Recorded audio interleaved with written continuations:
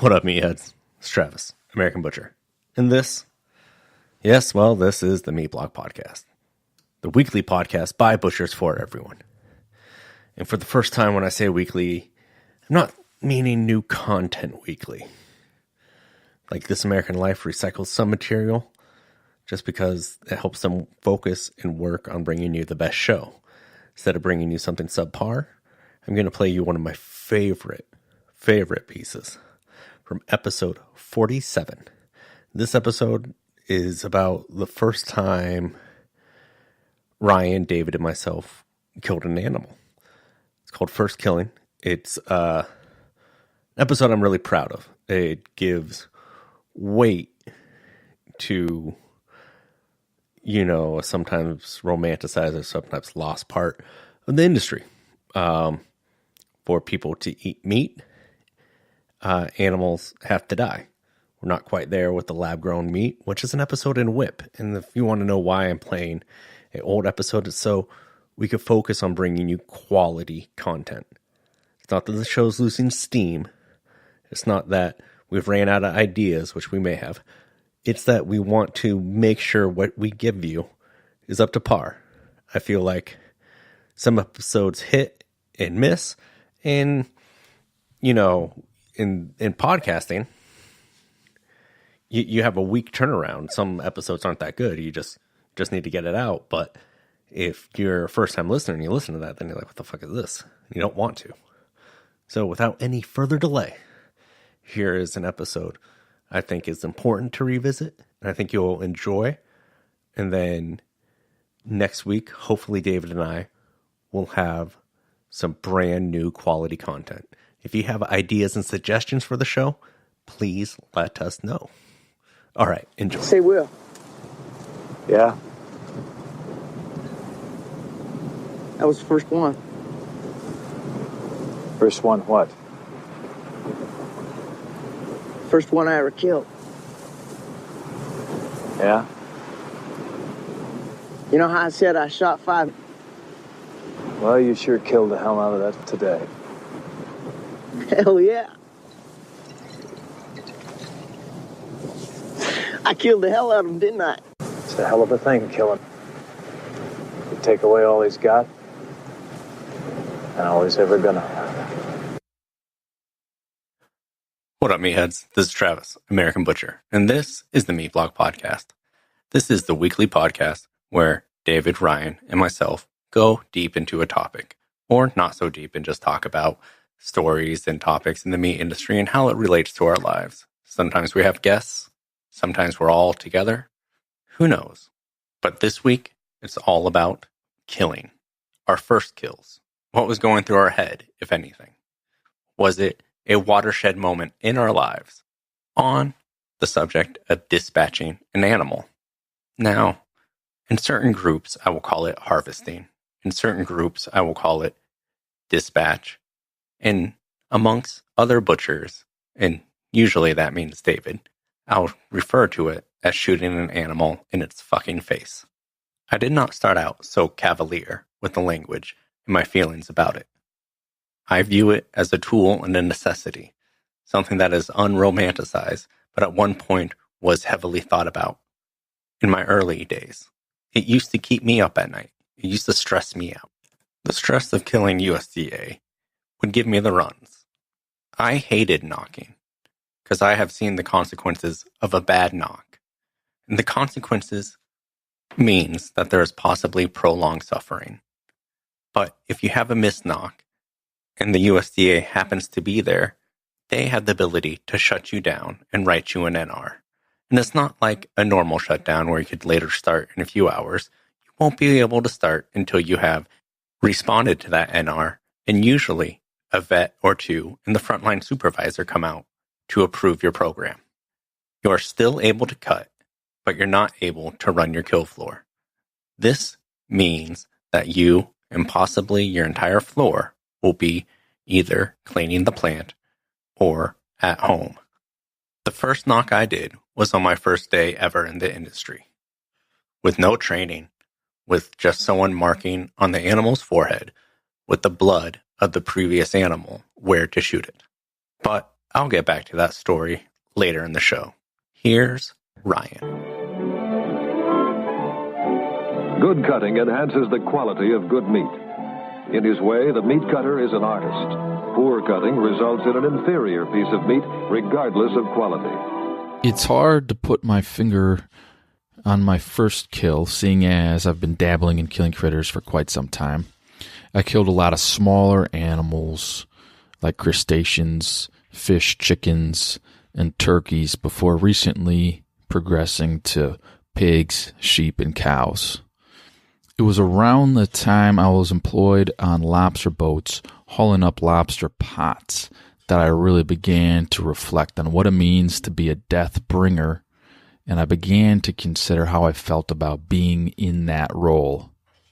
What's with all this killing shit, Ryan? I didn't grow up hunting. I had never set foot on a farm. I'd had a meditation habit since I was 17, within which I'd plunged fairly deep into Theravada Buddhism. Buddhist meditation practice so powerfully caught my interest that I strongly considered pursuing the life of a monk. Yet my underlying questions about what it means to be human propelled me off the meditation cushion and into the elements, into the sensory world of human food-gathering vocations, namely fishing, farming, and butchering. Many branches of Buddhism discuss the importance of not killing humans or animals, and there are often correlations made between vegetarianism and a more peaceful, ethical life. I reflected on this as I learned to smash crab after rock crab that came up in our lobster traps, and I reflected on this as we harvested innumerable lobsters each day and sold them to middlemen, who then turned around and sold them to grocers, processors, and consumers. By that time, I had done a 3-month stint in the high Himalayas and had interacted with an ancient version of Buddhist culture there. And those Buddhist communities hunted and ate meat as an essential aspect of their culture and lifeway. Rice and beans were a symbol of the encroachment of lowland industry and government upon a previously isolated region. For millennia, these communities had followed and hunted wild game across the tundra and had kept livestock in the agricultural valleys. Partly outcropping from this, I wasn't wholly convinced that things were as simple as vegetarian rhetoric often implies. Gradually, I developed a perspective on killing and eating meat that, in practice, feels very similar to my experience of parenting. I've got 3 little kids under the age of 6. Oftentimes in parenting, we have to take strong action for the good of the kids or the good of the whole family. But amidst this, our children may not cognitively be able to understand the larger purpose of the action we're taking. They may think we are being mean or strict or unfair. I'm referring to limit setting and boundary setting for our children. This is essential. This is very good for them. They benefit from having boundaries, even though they will often fight those boundaries tooth and nail. It is in their nature to continually be testing and gathering information about the boundaries of their world. A mature parent empathizes, but is able to be consistent and keep their eye on the prize. It is this managerial mindset that keeps the good of the individual in view and also, importantly, keeps the good of the whole in view. Herds of herbivores, whether farmed or wild, need predator pressure to ensure the health and integrity of the whole herd. This is without dispute. Harvesting, pruning, and culling is of utmost value when applied in the right dose and at the right time. Without predation, a species will either deplete their food source, overpopulate, and starve, as in the case of herbivores, or will disrupt and denude whole ecosystems, as in the case of omnivorous wild hogs and, frankly, modern humans. So if strategic killing and culling of animals actually helps the whole herd and makes the whole ecosystem healthier, then someone has to pull up their britches and be the killer, be the death bringer. It's never easy or enjoyable to see a stressed animal, nor an animal that's suffering due to sickness. But there is a certain peacefulness, a certain mature mindset that comes from a strategic and timely dispatch. There's a peacefulness that comes from knowing I didn't dodge the issue, I faced it. I didn't rig this animal up to expensive life support equipment. It was time for this animal to die, and I performed this service for the animal. I could only hope that the universe provides me also with such a clean, finite, and tidy death when my time comes. A quick knock to the head for an animal that had spent its life ruminating with its herd on clean pastures is really quite a nice death as compared to many other possible outcomes. From crustaceans, I moved on to poultry. Killing chickens felt more serious than killing crabs because they're louder, bloodier, and flopped around quite a bit more. I was an apprentice on the livestock crew at Stone Barn Center for Food and Agriculture in New York. There were many remarkable land stewards and farmers there that I enjoyed the company of. At that time, we raised pigs, sheep, chickens, turkeys, geese, and bees, but the poultry were the only animals we processed on site. Once a week during the growing season, we'd grab 100 of our 6-week-old chubby meat birds from the field, crate them, stack them on the back of a Kubota, and drive them to our small state-inspected poultry processing facility. I remember sweating and gritting my teeth with anxiety when I sawed those first jugular veins. You're not supposed to saw. It's supposed to be a quick plunge into the neck and then a quick slice on either side of the neck with a sharp knife, severing both large arteries. The bird's upside down in a funnel-shaped cone, and by severing these arteries in this way, the bird's heart will then pump all the blood out of the bird's system. Death by exsanguination is what that's called. The livestock crew member who was teaching me was a girl. To be more specific, she was a babe. Killing chickens? No big deal. I do this all the time, you know. Blood spraying everywhere as the 6 chickens in the cones on the wall spasmed, gradually unwinding towards death. She'd been on the farm a year longer than me and was the designated killer on poultry processing day. She was full of piss and vinegar, smart as a whip, and an extremely capable farm worker. She would do this thing that always perplexed me. She wouldn't really clean her face as she was killing chickens, and the blood spray and splatter would build up on her forehead and cheeks. Then after it was over, she'd walk around the very public farm we worked on and chat people up while covered in dried blood spray. By the time, years later, when I arrived at a farm site in a USDA mobile truck and was allowed to bleed out my first beef, or the time I was helping Travis and he let me shoot my first sheep with a .22, I already had spent many years coming to grips with my place in the circle of life. My perspective will certainly continue to evolve and become more refined with time, but as of right now, it goes something like this. There's no avoidance of death and killing. We are all implicit in killing, whether we are consciously aware of it or not.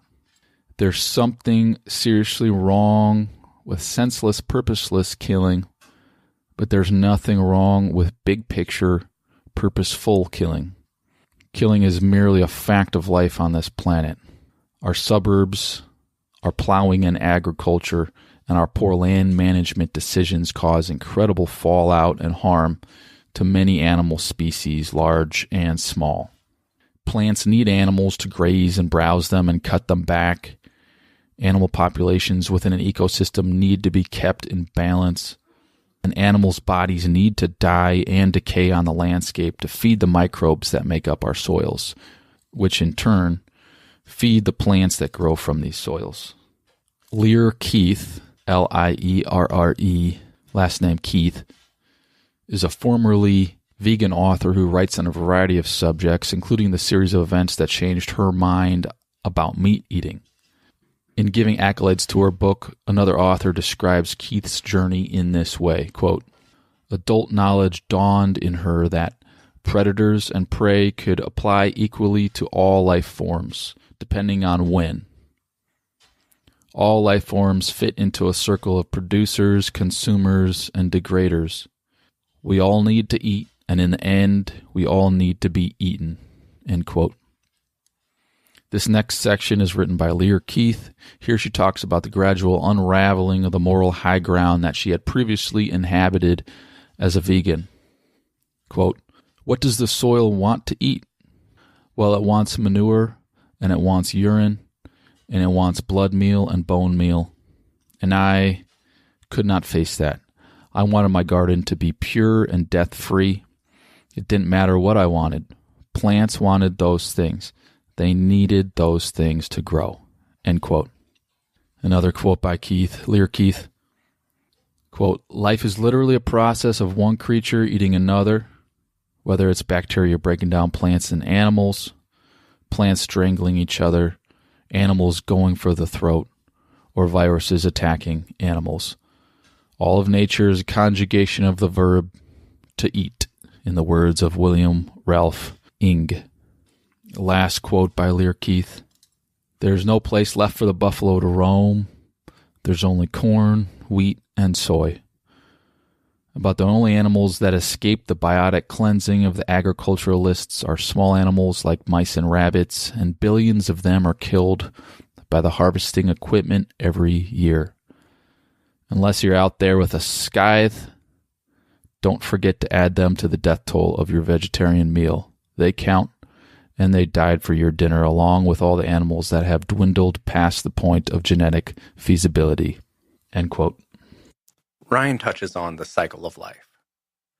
And one thing, doing my job, I've become painfully aware of my mortality and everyone's mortality. That there's only one thing in life that is certain, and that is that it will end. And I'm not trying to bum anyone out, but it's true. Everything that is alive will cease to be one day. Time is a straight line, as of now, and it only goes in one direction. And as we rock with the ebbs and flows in time, we will eventually return to the earth. The tallest trees will eventually fall down or burn. The last few months have been hell on my hometown of Santa Barbara, California. And when I mean my hometown, I mean in the literal sense that I did not grow up around Santa Barbara. My alma mater high school is Santa Barbara High. So as I was watching the Thomas Fire ravage the hillside, encroach from the suburb of Montecito, and move in closer to my hometown, I have never felt so helpless, in the sense of watching it from far away, and as it seeing the fire get closer to exits and streets that I knew. Now, knowing if I still lived there, I wouldn't be able to do one thing or the other, and my personal appearance wouldn't sway the fire to leave, I still felt helpless and far away. So I was relieved when the fire stopped and was put out and controlled. I remember 8 years earlier, the tea fire started on my 25th birthday, and I was out drinking downtown with friends. We look up into the hillside, and at the same time, I get a text from my friend Gabe, who says, "The hill's on fire." Power went out, but me and my friends continued to drink downtown as we met up with other people who were displaced by the evacuation order. That night, about 10 friends stayed and slept on my living room floor as they were evacuated. On November 13th, 2008, the firefighters were able to hold the fire line through the night. The next day, my friend Scott and I drove to his house to grab everything of value and importance that would fit in the bed of my pickup. We could see the flames. We could feel the heat from the Santa Ana winds. A plane flew overhead, and we could taste the red shit that they dropped on the flames, and feel the mist against our skin. Police cruisers were navigating the windy roads on their bullhorns, saying immediate evacuation. We loaded up the truck and then went back into the downtown Santa Barbara area, where we watched the fire consume the Riviera. Over 200 homes were lost that day. Friends that I knew were now homeless, and the cleanup and the displacement affected the town for months and years afterward. So flash forward to this last November, and you could imagine my relief when the Thomas Fire spared Santa Barbara and Montecito. January 9th, 2018, there was an unusually hard rain that hit the central coast of California, and the freshly burned areas loosened up, and the ground became liquefied, and the hillside fell into the city. And over 20 people lost their lives. If you're asking yourself, what does this have to do with this episode or this topic? Not that much. I just kind of wanted to get it off my chest. But yet, those trees, that forest, that vegetation, died. It burned.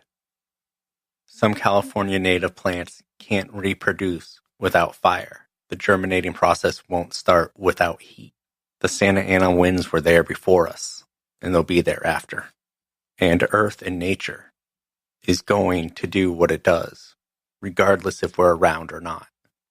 Which is the reason I felt small, the reason I felt helpless. This next piece is by David. Hey gang, I was recently on a trip to Washington, so I was cooking for a friend's wedding. It was great. Most of my friends live out in Washington. This particular weekend was all about celebrating with a couple of favorite people whom I met in a small craft butchery shop in Seattle that I used to work in. While I was out there, another good friend who farms sheep, who I've spoken of before, got a hold of me, and I was going to help him be an extra set of hands while turning in his rams for breeding season. He also owns his own small inspected facility, so that he can slaughter his own crop and get the USDA stamp on it. We got to talking about HACCP projects and ideas and wishes and wants and all that stuff, possibilities, within the HACCP system. And I realized I'd be in town for one of his harvest days, and I asked if I could join. Sure, he said. There'd be 6 to 8 lambs that day, which on a normal day at my normal job would probably be 75 to 90 minutes of work, which would more or less be no big deal. This was kind of special, however, because my friend's small facility is where I got my start in killing. And I've honestly enjoyed slaughter since my first day on the job. And while I know that killing is a young man's game, I plan to thoroughly enjoy the work until I'm no longer a young man. And age is all your mindset, I guess. I figured it'd be fun to revisit this place, after a period of time not working there. I've been working on my skills elsewhere for quite a while, so, I thought it'd be good to visit and see what kind of hand I was now after, a few years. People ask me all the time, what do you like about cutting meat? And honestly, I don't really know. I mean, I can think of a few things. It's methodical. There's always something new to learn. You're never as good as somebody else in the room or somebody else at another facility. Deals with quantifiable values. There's some marketing involved. There's lots of things that I like, I kind of feel the same for slaughter. Different reasons, but I feel the same. I'm not sure what it is that I like. Getting to kill 1 to 2 days a week at my plant and then cut 3 to 4 days a week is actually totally ideal for me. I know that not everybody's lucky enough to have that situation, and it's not for everybody, but I really love it, because by the time I get a full day's work in the kill floor, I'm ready to get back in the cut room, and by the time the next kill day comes around, I'm over being in the cut room and I'm ready to get on the kill floor again. I don't know what it is, but I've liked it since the beginning. Before I had knocked my first animal, however, I was working multiple jobs in Seattle. I was at a small craft butcher shop, as I mentioned, cutting whole animals. mostly local hogs and beef from the place Travis was running at the time. I did this full time, for peanuts, and another 20 to 30 hours I worked in the basement of a Sicilian restaurant where I milled whole grains into flour and made pasta, bread, desserts, and all that stuff.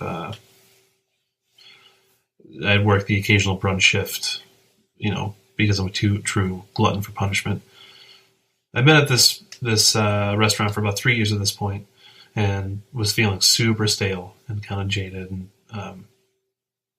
I had been at the butcher shop for about 6 months and was already burning out there. There were 5 to 6 of us running the super small shop that was only open 8 hours a day, 6 days a week. We received a half a beef every other week, as well as 2 lamb per week. I think 3 hogs, and then some, a bunch of boxed premium cuts, for the tech bros that came in and wanted filet every day. There wasn't much cutting to go around, and although we were constantly overstaffed, looking back, I could cut the entire week's docket of animals myself now in about 3.5 hours. But I never left the city at that time. I was living half a block from the meat shop in the busiest neighborhood in the city. I was just feeling really stir crazy and kind of pent up at the time, and was really looking for something new. But no opportunities were coming my way, and another restaurant didn't sound good. And there weren't really any other butcher shops at the time, unless I wanted to work in Pike's Place Market. And I think we've all heard horror stories about the butcher that used to be down there. One day I got a text from the executive chef from the restaurant that I worked at. He had an opportunity that he thought I'd enjoy. The farmer from whom we purchased certified organic grass-fed lamb was looking for an extra set of hands in his small processing facility. It wasn't really so much processing, it was just a kill facility because he mostly dealt in whole carcass.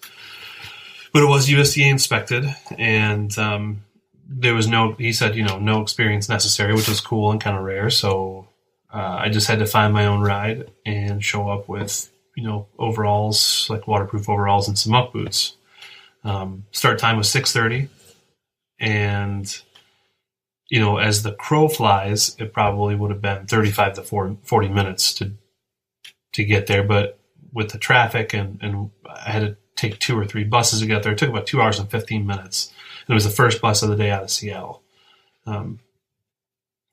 Which seemed daunting, but I don't know. Something pushed me to this. It sounded intriguing. I was looking forward to the bus ride, honestly, getting out of town.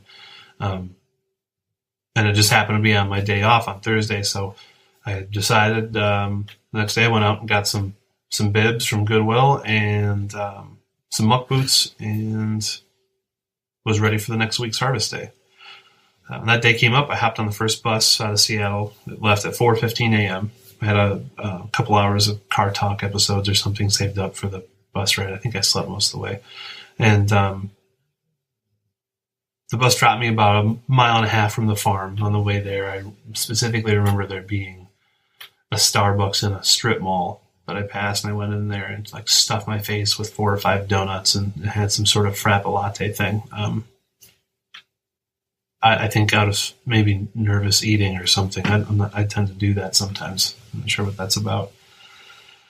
I arrived just in time to meet the farmer before he started doing pre-op on the site for the inspector. I had no idea what HACCP plans were at the time, or pre-op or anything like that. And aside from me and the farmer, there was in attendance this guy that I recognized. He was an executive chef from a popular Seattle restaurant. I guess he was just kind of a friend of the farmer's, just helping out. And this super tall, middle-aged fellow named Craig Taleggio. He used to own a slaughter facility up the road for many years. Their specialty was bob veal, so this guy could really skin out a lamb quickly. That's what we were going to be slaughtering that day. He was 6'5" while hunching, I think. The guy's super tall. He was the one that was going to be training me on the slaughter process. He only had one knife in his scabbard, an old wood-handled Dexter beef skinner. Had a snake coiled up on the handle, looked like it was kind of burned into it or something. Told me to wait until pre-op was done, which was explained to me as the prerequisite checklist to complete before the site can be considered ready and in compliance according to the USDA before a slaughter. So my job was going to be pretty simple. All the animals to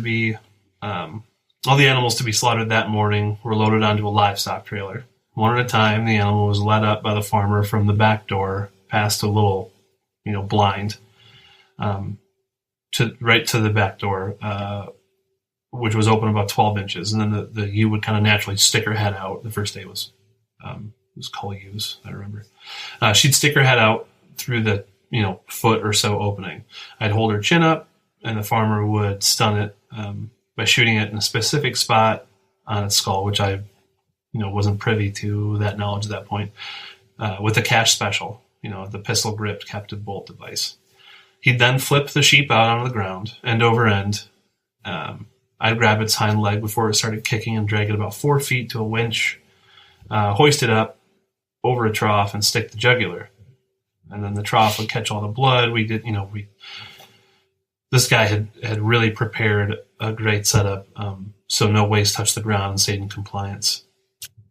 The first time, it felt, natural and easy. And I was pretty excited. My heart was beating, but I took it seriously and did a good job off the bat.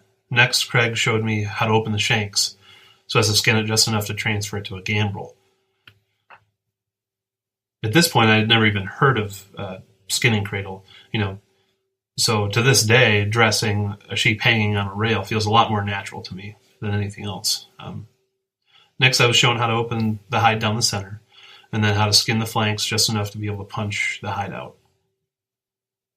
Once I had learned bunging and had the hide down to the neck, I was taught about finding the atlas joint, which I still, to this day, think is kind of fun on a real big hog or a big bull trying to get in there quickly. And then I was on to the gutting. I was, as most are, when you start this thing, nervous about this part. In fact, the first one I had eviscerated myself, I spilled a whole gut full of liquid baleage inside the carcass, which honestly got me over my fear of busting the gut very quickly. And with Craig being a consummate pro and perfectionist and a great teacher, it didn't take me too long to get the hang of the process. Although I would say in my first 3 or 4 weeks, I probably had more trimming work than the rest of my career combined, honestly. Partially that had to do with the fact that, a lot of these animals were taken, they were rotationally grazed, they were brought to the kill site, and then immediately, because it was a change in grass, got diarrhea. So some of them were super challenging off the bat. After the slaughter day was done, we took the viscera, the fleeces, and all of the collected blood up the road to an organic farming education center where they were super happy about the nitrogen components for their hot compost piles. The following week, when I came back to drop off the next load, the piles from the previous week were over 150 degrees Fahrenheit in the center, and I found that to be super interesting right off the bat. After we, had cleaned up the site, I realized I had forgotten a change of clothes on my first day. So on the way to the bus, I grabbed a nasty sub sandwich and hopped on the transit back to Seattle. But at this point, it was during rush hour. It was probably about 2.5 hours. The funny thing is, this afternoon route went directly through Microsoft's main campus. This day, and every Thursday after that for about 4 months, I thoroughly enjoyed sitting on a public transit bus full of Seattle's best and brightest, dressed to the nines, all of them, with me in my post-slaughter coveralls, stinking like nasty hell, eating a nasty sandwich, feeling satisfied, after a hard morning's work. Those were my favorite days that year, going out to the farm and slaughtering lamb. And I know that not everybody's so lucky to have an introduction that way and something as interesting with great teachers and great people to work with. But I think it really benefited me not going directly into a slaughter factory job out of necessity. I feel very fortunate for that reason. And, I suggest it for anybody that wants to get into slaughter. I don't think I'd spend my money on one of those hog butchering sort of retreats or something like that. I think I would just try to get a job as a hand with a custom farm killer to learn the trade. That's going to be a lot more legitimate, and you're going to get a lot better information. So I know Travis and Ryan and I are all super interested in hearing other people's first day on the slaughter job stories. So hit us up on Instagram and share them with us, or even on the Facebook group. In 2008, after the economy took a dive and the recession hit, I found myself in need of employment. I was a journeyman tile setter before, working in Montecito and Santa Barbara. People were no longer renovating their bathrooms. I came face to face with reality that I could no longer afford to live in my hometown. At this time, my brother was wearing me down for the last several weeks and trying to get me to move to Vermont to work in the slaughterhouse he was. I was a vegetarian at the time and didn't think this would be the best. Now, I wasn't a vegetarian for ethical reasons. I was a vegetarian because I grew up in the hardcore, straight-edge punk scene, and it was more just something to do to fit in. Years prior, I lost the edge, but kept the veg. Being faced with the stark reality that I was running out of money, I decided to move. I left beautiful Santa Barbara. In October, the temperature was probably 77 degrees, and there was probably a warm offshore wind. I packed everything I owned into 2 duffel bags, got on a plane, sat next to a heavy-set Samoan guy who offered to share his sushi with me. It was the red eye. I arrived at 4 a.m. After touching down in Boston, it was a 2.5-hour drive to get to where I'd be working. And yes, I worked that first day. Luckily, my brother picked me up and I slept all the way to the processing.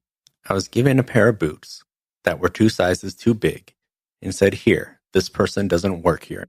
Given a scabber and given 3 knives, a 6-inch straight boning knife, a small paring poultry knife, and a lamb skinner. The owner of the company said, "Those are the only knives I'll ever give you. If you need more, you find them." There were holes in my boots. My socks were pink by the end of the day. With my new brown apron, my boots, and new knives, I walked onto the kill floor. What I remember vividly is not the sights. It was the humidity. It was the air. It was how everything was loud. Then I started seeing the red concrete floor with blood mixed in, and water, and little pieces of fat. It was loud. There were Jarvis Air knives going. There was a radio playing 80s songs, and every once in a while I'd hear this giant shot pop. There was air assist equipment everywhere. Drop spreaders going up and down, air knives, landers. And it was the first time I really heard a New England accent. All my senses were being attacked at once. A gentleman named Corey, who sounded like he was straight out of The Departed, approached me and said, "Your brother tells me you're a vegetarian. Is that true?" "Yes." "Well, here." And he hands me a captive bolt. He walks me over to a knockbox and says, "Shoot that fucking beef." I said, "You want me to shoot that cow?" He said, "No, retard. I want you to shoot the fucking beef. It's got a dick, doesn't it?" He dipped his finger in blood that was on the ground and made a mark on the beef's forehead. At this point, it's quiet. Everyone stopped working. No machines are going, and everyone's staring at me. The USDA is even there and said, "Well, are you going to shoot it?" I asked, "What do I do after I shoot it?" Corey said, "You just shoot it. I'll do the rest." And I walked up onto the knockbox, and he hands me a captive bolt. He tells me it's cocked. Don't shoot myself, and make sure the animal dies on the first shot, unless I want to have tomorrow off. He corrected my angle. I thought he was going to say, "I'm just fucking with you," and take the captive bolt back. He never did. Less than a minute into the industry, and I killed my first beef. The room sprung to life with excitement. Everyone cheered. The knockbox lifted up, and the beef fell dead on the floor. Within seconds, Corey had his back leg shackled and sliced both jugular veins and did an aorta stick. He said, "Inspector, do you have those vials I need for your sample?" She handed him 6 blood vials. He filled them up with blood from the aorta stick, and then all the cheering ceased. He handed me one. He handed one to my brother, and continued until they were all passed out, and said, "Drink up." He says it's tradition for everyone to take a shot of blood on someone's first kill. I looked around with nervous anticipation for someone to again say, "Just kidding." Peer pressure never affected me in high school. I was never bullied, but I also knew there was no turning back, and I wanted to be accepted by this group of people. I looked at my brother, and he nodded his head. I looked at the blood vial in my hands and thought about how 24 hours ago I was in sunny Santa Barbara, California. And now I was in rural southern Vermont with 2 feet of snow on the ground. Put the vial in my mouth, whipped my head back, and swallowed. I certainly was no longer vegetarian. The USDA inspector said, "You guys are gross," and went back into her office. And then everyone went back to work. And since that first knock, I estimated that I have done north of 60,000. And I still train people by making a spot on the forehead with the blood of the previously fallen beef. I have never made anyone drink it. If my amazing storytelling didn't paint the perfect picture of what it was like to work on a kill floor with the sounds and the colorful cast of characters, here is some audio I took from a video I filmed during that period. You will hear 3 distinct knocks, you will hear 3 distinct bleeds, and you will hear some amazing music and accents, as well as my self-conscious dumb laugh. Good.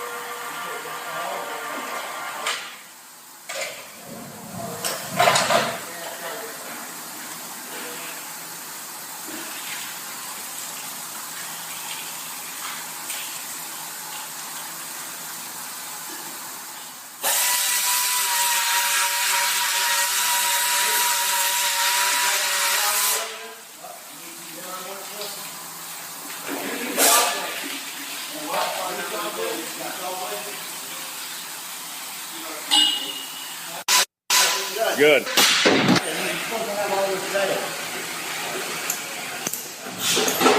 Now on the cows, you go behind that thing, like the pigs. Remember how we were doing?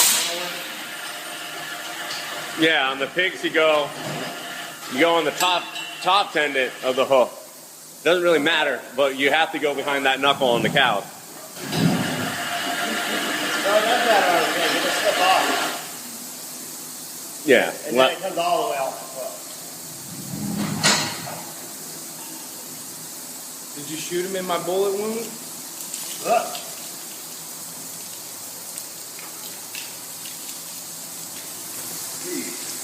Yeah.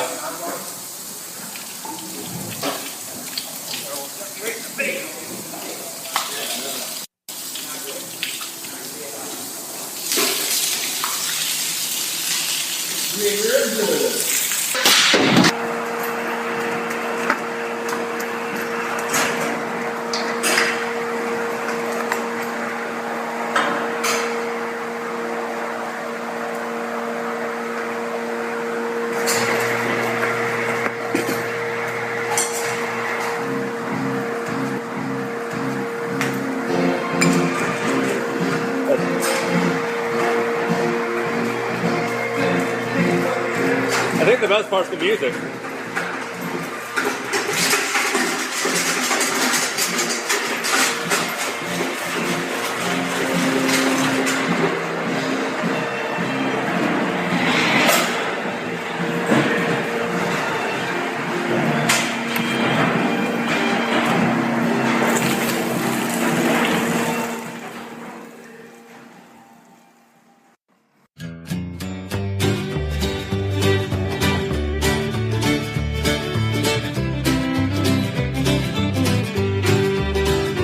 Well, they blew up Chicken Man in Philly last night. Now they blew up his house too. Down on the boardwalk, they're getting ready for a fight. Gonna see what them racket boys can do. Now there's trouble busting in from out of state, and the DA can't get no relief. Gonna be All right, meatheads, that's going to do it for this week's episode of the Meat Block Podcast. I hope you enjoyed it. I hope it helped shed some insight about what's going through our head when we're processing or killing. And if you liked what you heard, make sure you subscribe. And if you think other people will like what we said, then please recommend us on social media. And if you want to get a hold of us, you could email us, themeatblockpodcast@gmail.com, tweet us at themeatblockpod, or Instagram, themeatblock. And if you want to join our discussion and online community, please search the Meat Block page on Facebook, because there's a lot of great conversation happening over there. And if you want to get a hold of Ryan, he is at Gather and Break on Instagram. David is at A Farm Butcher on Instagram, and I am at American Butcher on Instagram and Facebook. Again, the one with me standing on a gate. And if you're looking for ways to support the show, the best way to do that is open up your podcast directory, type in the Meat Block, and please leave a comment in a 5-star review. It's that simple. Just a review a day could keep this podcaster from starving. Anyway, enough with my dad jokes. Another great way to support us is tag us on social media or use the hashtag #TheMeatBlock. Our intro was Ring the Bell, and our outro is Hank Williams' Atlantic City. And I think this song is perfect as an outro as it discusses mortality. Remember, keep your knives sharp and live in the margin.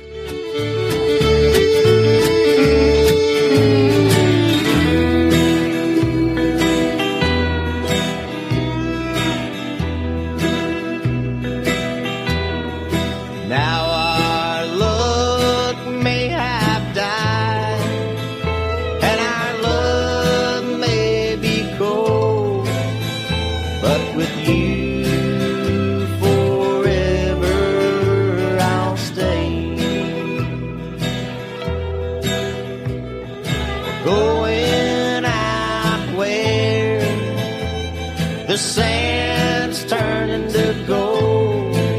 So put on your stockings, baby, it's getting cold. And everything dies, baby, that's a fact. But maybe everything that dies someday comes back.